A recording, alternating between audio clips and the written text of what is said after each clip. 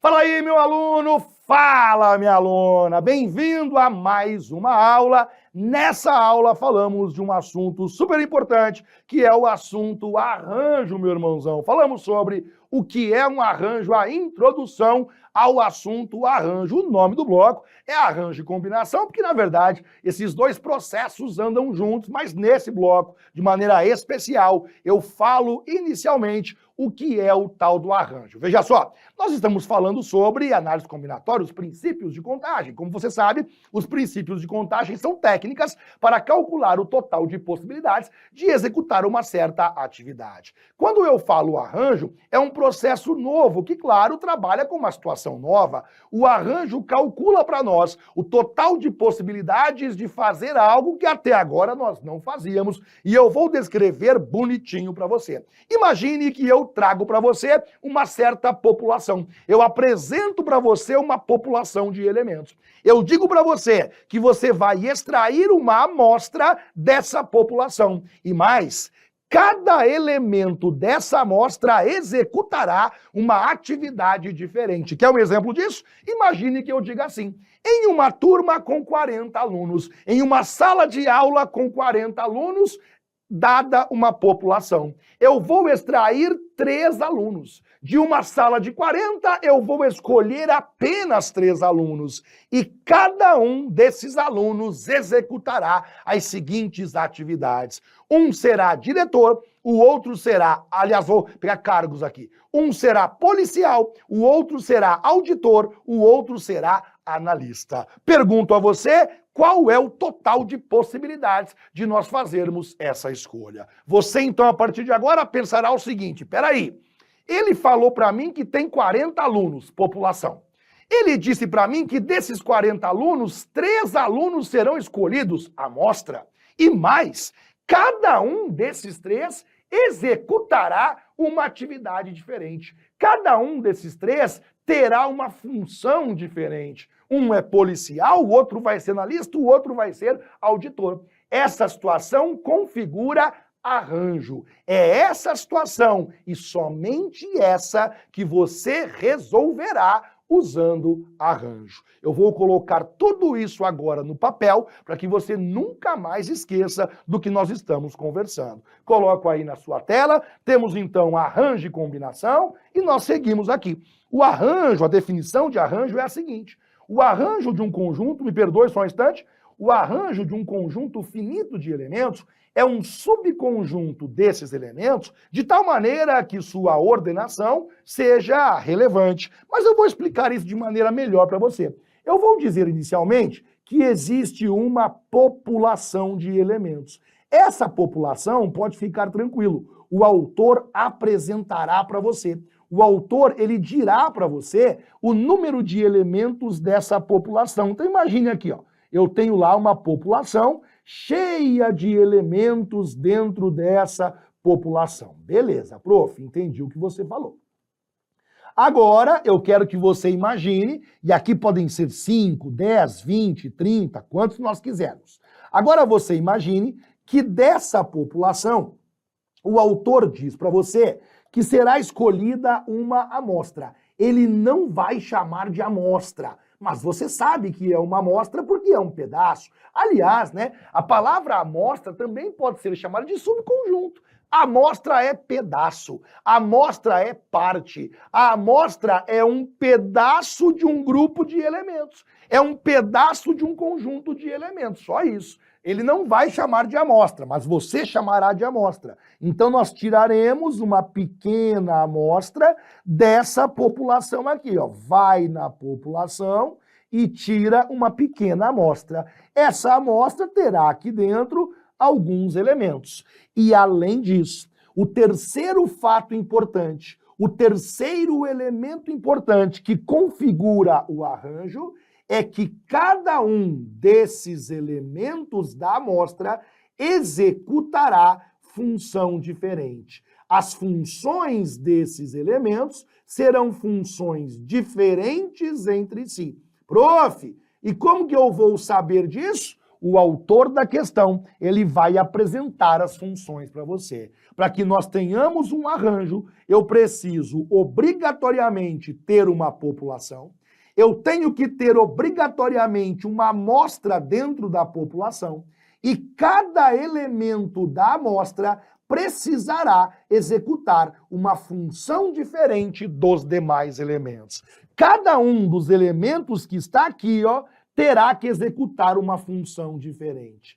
Esse primeiro elemento executará a função número 1, o segundo elemento executará a função que eu vou chamar de função 2, e esse terceiro elemento terá a função 3. Se fossem 4 elementos, função 4, e assim por diante. Aí você perguntaria assim, Johnny, eu entendi o que você falou, mas eu confesso, fico meio confuso quando você diz funções diferentes. O que são funções diferentes? 3 naturezas. Ou a atividade exercida é diferente, ou o local para onde eles vão é diferente, ou o horário no qual eles vão é diferente. Eu darei um exemplo de cada para você. Suponha que eu tenho uma sala com 40 alunos, desses 40 alunos, 3 serão escolhidos. Um será policial, o outro será auditor e o outro será analista. Pergunta: quantas possibilidades diferentes nós temos de fazer essa escolha? Você, então, organize assim: 40 pessoas, população, total de elementos 40. 3 pessoas serão escolhidas, essa é a minha amostra. Funções diferentes, policial, auditor e analista. Nesse caso, a função se resumiu à atividade exercida. A função mudou porque a atividade de cada um deles será diferente no final. Para que nós calculemos o total de possibilidades dessa situação, eu teria que usar o processo chamado arranjo, que eu ainda vou ensinar como fazer os cálculos, pode ficar tranquilo. Muito bem. Segundo exemplo muito importante. Em uma sala com 10 alunos, em uma sala particular com 10 alunos, professor Johnny irá escolher 2 alunos. Um deles ganhará uma viagem para Belo Horizonte e o outro ganhará uma viagem para Salvador, na Bahia. Quantas opções diferentes o professor Johnny possui de fazer essa escolha? Na sua cabeça, a partir de agora, organize assim. Em uma sala com 10 alunos, população igual a 10. 2 serão escolhidos, amostra igual a 2. Um irá para Belo Horizonte e o outro irá para Salvador. Pronto, eu tenho funções diferentes. E por que funções diferentes? Porque cada um vai para um local diferente. Quando cada um vai para um local diferente, nós diremos que a função é uma função diferente. E para que nós calculemos o total de possibilidades, eu tenho que usar o processo chamado arranjo. Terceiro e último exemplo, para que você entenda de uma vez por todas o que é esse processo. O professor Johnny possui uma sala de aula com 20 alunos. 3 alunos serão escolhidos para ganharem uma aula particular com o professor Johnny. Um deles das 8 às 9 da manhã, o outro das 9 às 10 e o último das 10 às 11. Quantas opções diferentes possui o professor Johnny de fazer sua escolha? Bem, vamos então analisar com calma. Uma sala de aula com 20 alunos, população igual a 20. 3 alunos serão escolhidos, amostra igual a 3.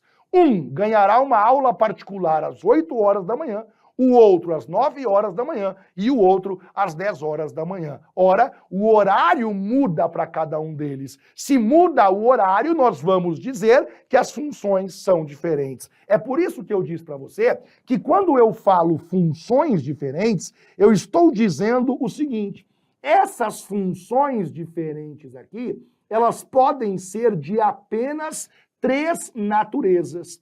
Ou a atividade muda, a atividade exercida por eles muda, ou o local muda, ou, por último, o horário muda. Muda a atividade, muda o local ou muda o horário. Não é e, é ou. Muda a atividade, ou muda o horário, ou muda o local. Nesses casos, nós usamos o processo chamado de arranjo. Quando você lê a definição formal que nós temos aqui, ela fala o seguinte: O arranjo de um conjunto finito de elementos é um subconjunto, leia-se uma amostra desses elementos, de tal maneira que a sua ordenação seja relevante. E agora você entende melhor. Por que a ordenação é relevante? Porque muda a atividade. Por exemplo, o primeiro vai ser o policial, o segundo vai ser o auditor, o terceiro vai ser o analista. Então a ordenação, a ordem da escolha faz diferença, ela é relevante. Ou outro exemplo,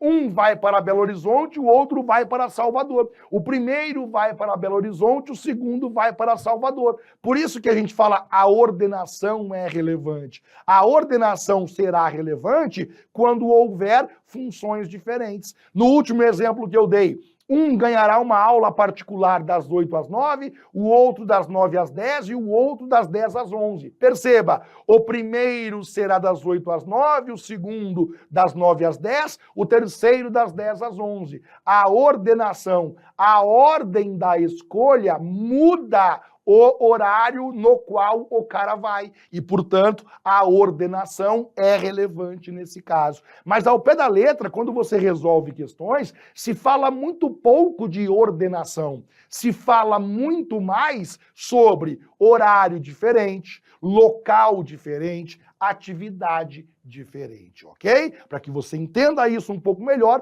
eu trouxe aqui um enunciado, quero que você leia comigo. Olhe comigo esse enunciado aqui. Em uma empresa com 20 funcionários, o proprietário deve escolher 2 para formarem a comissão dos direitos dos funcionários. O primeiro será o diretor e o segundo será o assistente. Quantos modos diferentes possui o proprietário de fazer essa escolha? E você então começa comigo sempre assim, ó, a prova real do arranjo. Qual é a prova real do arranjo? Você vai ter que dizer para mim qual é a população. Esse é o primeiro fato. Se você quer usar arranjo, a primeira coisa que você faz é dizer para mim qual é a população. A segunda coisa que você faz é você dizer para mim qual é a amostra. E a terceira coisa que você faz é dizer para mim quais são as funções. Se qualquer um deles falhar, não é arranjo. Então comecemos lá. Número 1. Você é capaz de dizer para mim qual é a população? Sim, professor. Em uma empresa com 20 funcionários. Você vai lá e coloca população 20 funcionários. Beleza. Aí você continua. O proprietário deve escolher 2. Legal. Então, o segundo ponto você sabe. A amostra é formada por 2 elementos. Você consegue dizer para mim que as funções, quais são as funções diferentes? Consigo. O primeiro será o diretor, o segundo será o assistente. As atividades são diretor, um dos caras será diretor e o outro deles será assistente. Opa! Você conseguiu diagnosticar o seguinte: eu tenho uma questão em que eu consigo claramente falar 3 pontos. Existe uma população formada por 20 elementos. Dentro dessa população será escolhida uma amostra formada por 2 elementos. Cada um deles terá uma função diferente. Um será um diretor e o outro será o assistente.